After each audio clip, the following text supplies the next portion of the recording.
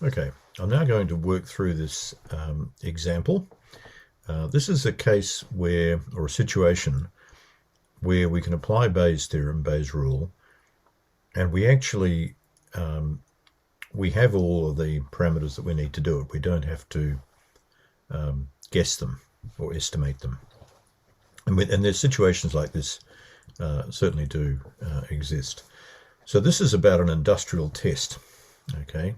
It's a quality control test for an input to some manufacturing process. It's a chemical reagent. And we know from experience that 1 out of every 100 batches of this reagent are defective.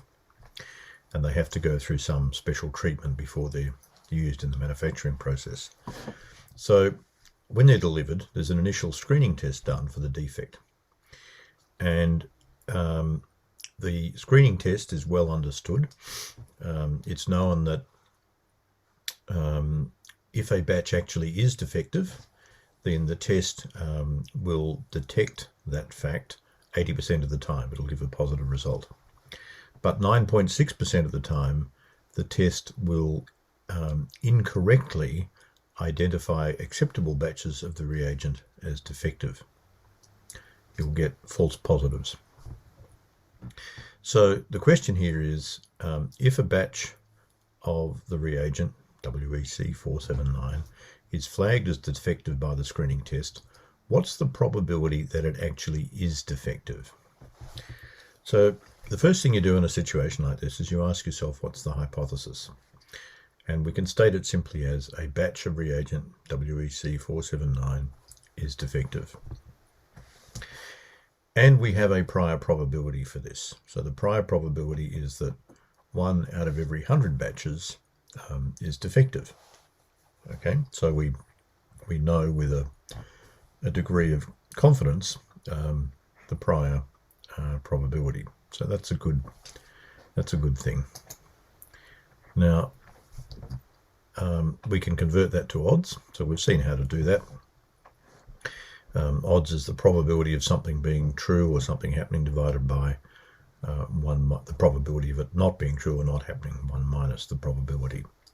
So we did a little calculation there and we come up with what are really pretty small odds. So 0.0101, that's a probability of 1% expressed as odds. That's all that is.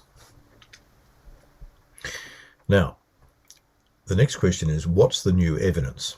Okay, so whenever we use Bayes' rule, we have a prior hypothesis, and then we have some new evidence. And what we're doing is we're calculating what the trustworthiness of that evidence, what effect it should have on our belief. So the new evidence here is that we've got a positive test result. Okay, that's what we didn't have before. We now have a batch where we've got a positive test result. So we need to calculate the likelihood ratio, and we're given that information as well. So for the numerator of the likelihood ratio, the probability of the evidence, positive test result, if the hypothesis is true, if the batch is defective, is 80%. Okay.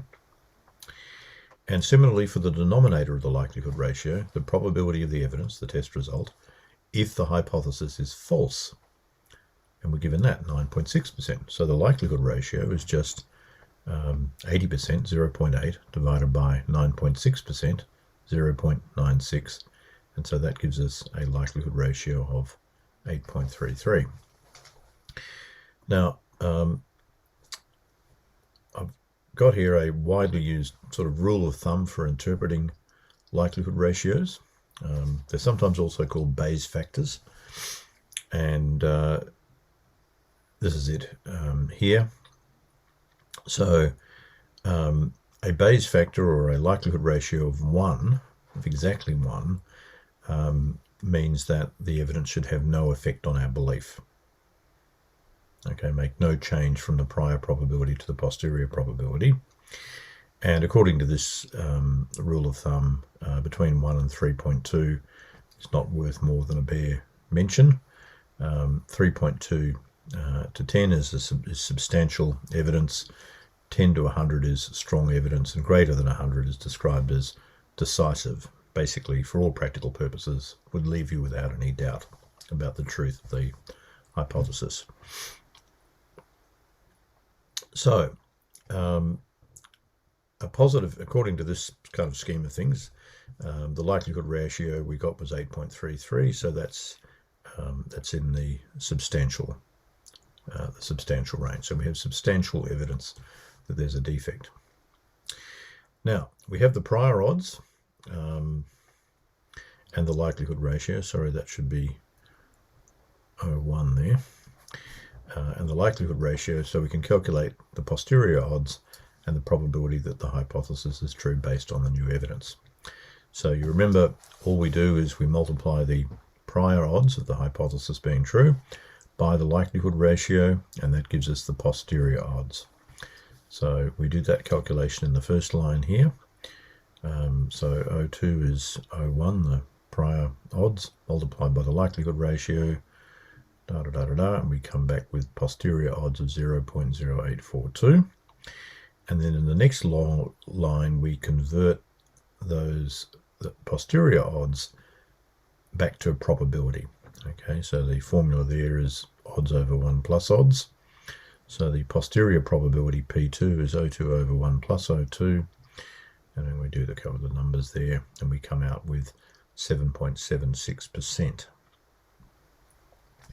So just think about that for a moment. This is this kind of scenario causes quite a bit of confusion.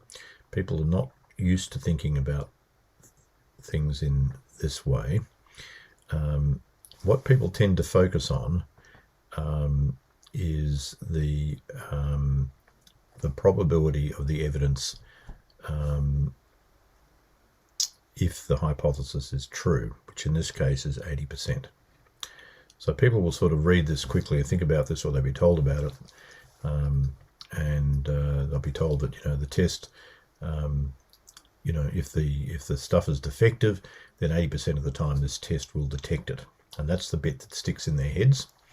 And what is actually the case, given the other information we have, is nothing as dramatic as that at all. If you get a positive test result, then that means there's a 7.76, an 8% chance, not an 80% chance, that the batch is defective. The kind of, I guess it's a kind of bias or misunderstanding that leads people to think that that 7.76 there should be 80%, is known as the base rate fallacy. And essentially it occurs because it fails to take into account the fact that only 1 in 100 batches of this stuff are actually defective in real life. Now, one thing you could do in this situation is you could go and repeat the test. You could go and get another sample of the batch and do the test and see what happens. And so let's say we did that. We went and took another sample, tested it, and we got a positive result a second time. Well, we already know the likelihood ratio for the test. So the likelihood ratio is a characteristic of the test here. It doesn't change, okay? And the base rate doesn't change. So 1 out of 100 batches is defective. So what we can do is we just take the O2 that we've got here, the posterior odds from the first test, and we multiply it by the likelihood ratio again, and that gives us a new posterior odds, which we'll call O3, of 0.702. And then we can do the calculations and translate that back to a probability. And so now it's gone from, as a result of the second test, we've gone from 7.76% to 17.5%. So the second test has taken us quite a way up, but it's still only 17.5%. It's nothing like 80%. So that's the calculation there. I'll stop this recording here, and then I'll do the next recording and tell you the punchline, if you like, in this story.